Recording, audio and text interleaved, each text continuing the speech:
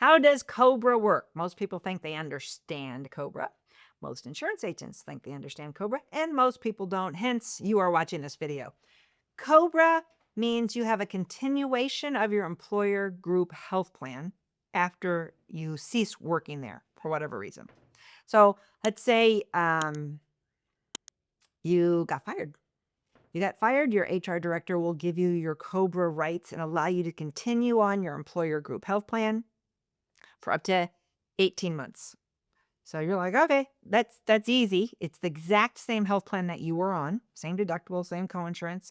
If you've already met your deductible for the year, that is going to be a factor in that camp of maybe taking COBRA.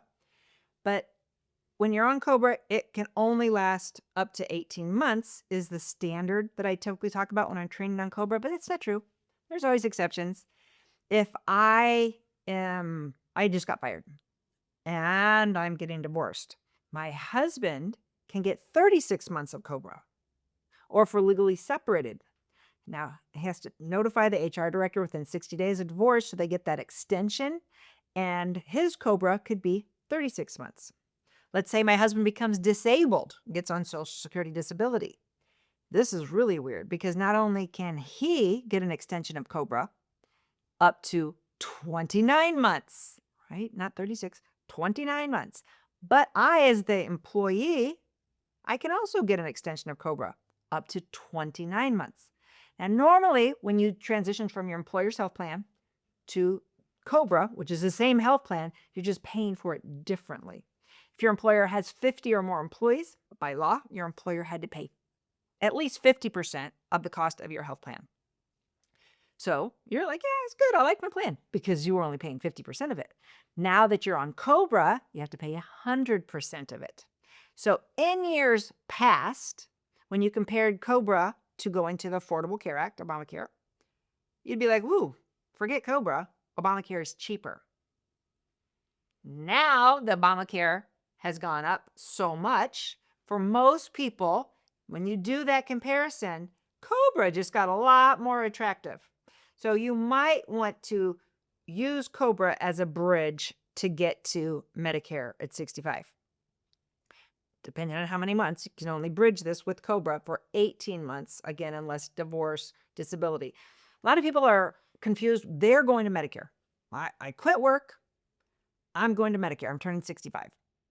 They assume since they're not taking COBRA, that their spouse and their kids aren't eligible for COBRA, which is incorrect. So I might be going to COBRA at 65 and my husband's 5 years younger. He wants to elect COBRA. He can take it for 18 months.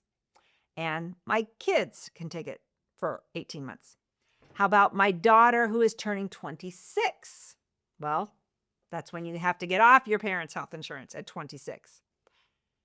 But her turning 26 is the life-changing event that triggers her COBRA. So she could stay on COBRA for 18 months. Again, you're going to take a 26-year-old, the ACA prices, and you're going to say ACA is probably cheaper. But sometimes even when ACA is cheaper, people stay on COBRA because they're already going through some treatment. They're already knee-deep in it, and they don't want to rock the boat at all. And I appreciate that, right? Sometimes money's so tight, it doesn't matter that it makes things more complicated. They're dealing with big monthly numbers here. So key thing to take away is if I'm getting ready to go to Medicare, they still have their COBRA rights, my family. They're not off COBRA just because I went to Medicare. I'm going to Medicare. This is an own problem on COBRA because a lot of people say, well, I can have COBRA for 18 months. I'll just wait and then I'll get Medicare. COBRA is secondary to Medicare if you are 65, if you're eligible for Medicare. So a lot of people make this mistake and HR directors feed into this mistake all the time. They say, you got to take COBRA or you should take COBRA.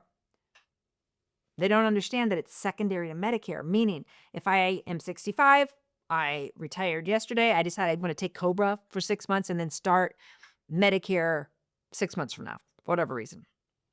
A lot of times people do that because they think they have to take COBRA for their spouse to have COBRA. So I go into COBRA and I have a heart attack. COBRA pays 20%. Medicare would have been primary. I didn't have Medicare, so I get to pay that. So if you're 65 or older and eligible for Medicare, you typically don't want COBRA. You just want to decline COBRA and go straight to Medicare. Because if you do take COBRA, you also need to enroll in Medicare Part A and B.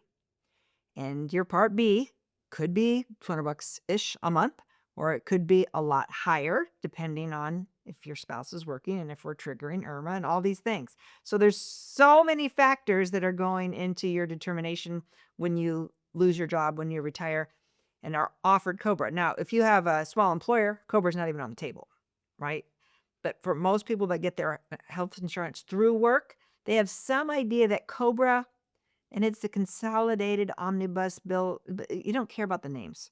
What you just need to know is COBRA is an extension of the exact health plan you have through your employer for a period of time, either 18 months, which is standard, 29 months in the case of disability, or 36 months in the case of separation, death, or divorce. I don't really talk about death, but 18, 29, or 36 months. If you have disability, you have to pay 150% of the cost of COBRA.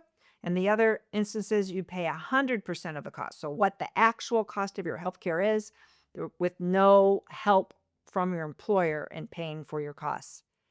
And again, you're going to be looking at Affordable Care Act prices in comparison and Medicare prices in comparison, and when you're eligible for Medicare. And there's a lot that we will help you when you book an appointment with us at the MedicareFamily.com. We're licensed in all 50 states. We're going to need a lot of details to be able to give you some specific recommendations. This year, I did have one person that was currently undergoing extensive cancer treatment, that when we did all the math, she'd already met her deductible for the year. It made sense for her to stay on COBRA for a while and have Medicare. Typically, it doesn't. But there's even instances where you'll stack coverages. You'll keep your COBRA, you'll go Medicare A and B, and you'll put your supplement on it. And it gets a little messy, but it's typically only for people that are having very extensive and expensive treatments. Just because you have cancer doesn't mean you need to do all this crazy stuff. Everybody's treatment plan is very different, and hers was very extreme, which is where, like I said, it was the one person that I've had all year that I said, you know what? This makes sense for you. Nobody's retirement looks the same. You got to get that out of your head. Everybody's different. I put a lot of information out there to help you, to put things out there for you to think about. But really, you need to work with somebody one-on-one, either us about your Medicare or financial planner or estate planning attorney. The different professionals are going to help you put this retirement picture together one-on-one about your specific health, budget, goals, state laws. There's so many specific things that we need to talk to you about. If you enjoyed this video, I would appreciate it if you would give me a follow, like, share, all the stuff that makes the algorithms show other retirees that I'm talking about things that can help you when you get ready for retirement. Thanks for watching. If you like this video, you might really like this video. Check it out. And we'd appreciate if you subscribe to our channel so you never miss a great video. We put out one every week. Check in the description below this video for a link to our cheat sheet on Social Security and Medicare. And you can also give us a comment if you have a specific question. Always feel free to call us or email us at the Medicare Family.